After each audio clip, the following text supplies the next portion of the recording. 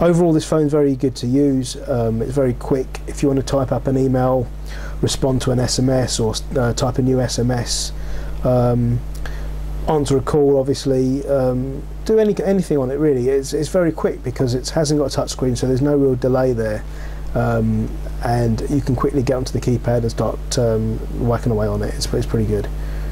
So overall, I like this phone a lot.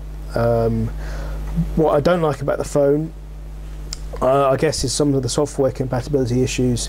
It has Windows Explorer on here, which I'll find for you here.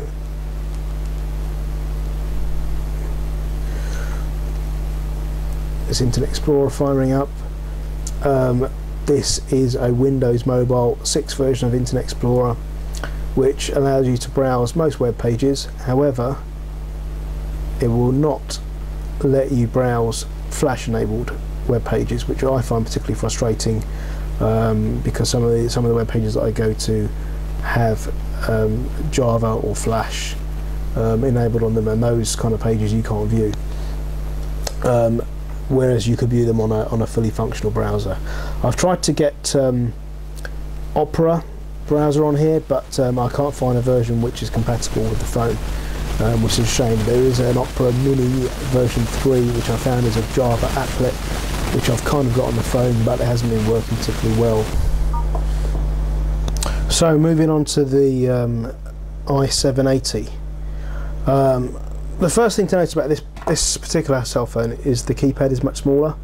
Let's put them both up together so you can see. The keypad is much smaller, and therefore obviously the keys are much smaller.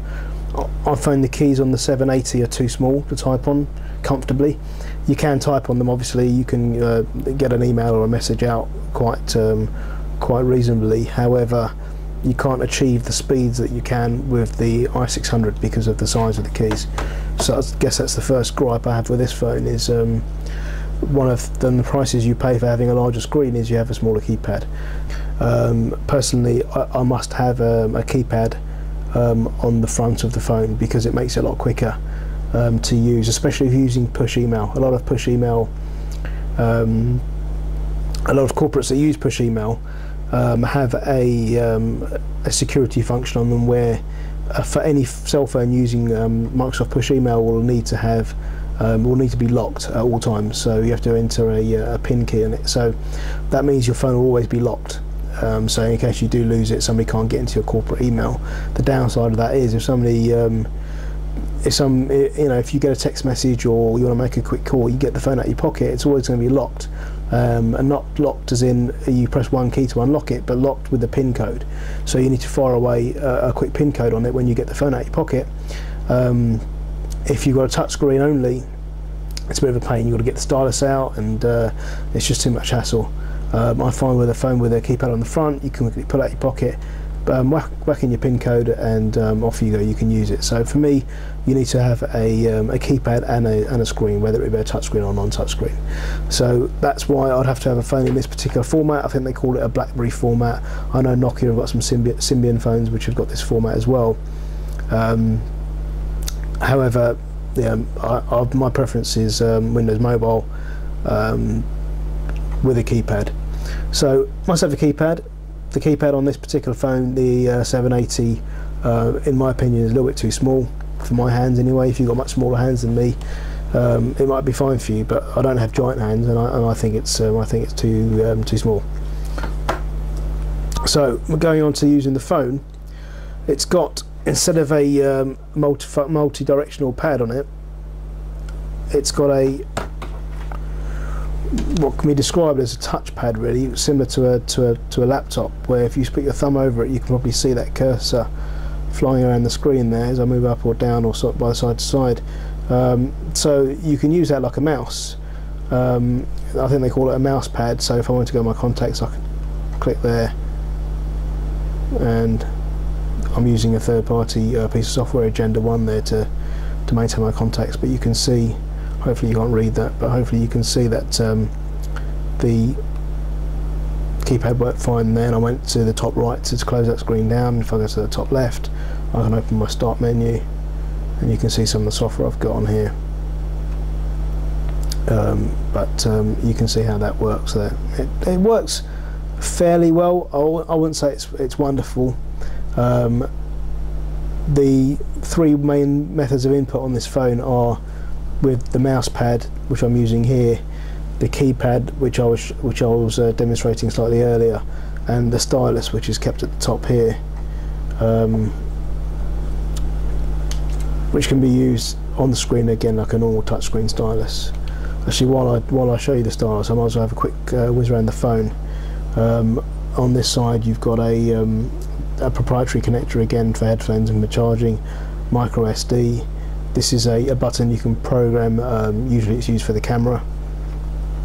There'll be a mic down here somewhere. There it is. On this side, you've just got the volume, and at the top you've got power and stylus and the speaker and phone on the back and camera on the back there. The camera on this one is a 2 megapixel. You can probably see there. The i600 sorry, has only got a 1.3 megapixel with a mirror. Moving on to software compatibility on this phone, it's very good. Any kind of software which is certified for Windows Mobile 6 will work on this phone. I've got, if I go into programs here, see some of the things I've got installed on here. It comes with Mobile Office standard, whereas the i600, I should mention, doesn't, which is a little bit of a pain on the i600, I mean, because it's a nice piece of software to have. Let's go into that to have a look at it. There you go. PowerPoint, Word, OneNote and Excel are there. Obviously you've got Active Sync on there, which is standard. Agenda One is a third-party tool for maintaining calendar and contacts, etc. Similarly, Code Wallet Pro is third-party. I've got Google Maps on there, which I've also got on the i600. Obviously on this phone you can use it with a GPS as well to give you a precise location of where you are. Very good feature. I've got Pocket Breeze, this thing called PH Weaver, which is a front-end home screen piece of software, which is quite useful. Pocket Nav is an ordnance survey map, again using the GPS, and a few other bits and pieces on the Windows Live, and this is quite good. Remote desktop as well down in the corner.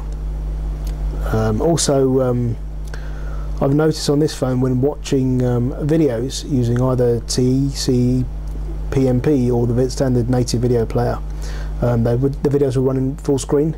However, on the i600, if I was to run a video and choose the full screen option, it will still run with black bars around the edges, so therefore not full screen. So I don't know if there's something I'm doing wrong there. If not, it's definitely another tick in the box for the i780 rather than the i600. If you're watching a lot of videos, media on the phone, this could be the better phone for you. Well, it probably is the better phone for you. It's also got more memory. I think it's got twice as much RAM and ROM as the i600. You can obviously look up the specs on those. I don't have them to hand, but it's a more powerful phone processor wise.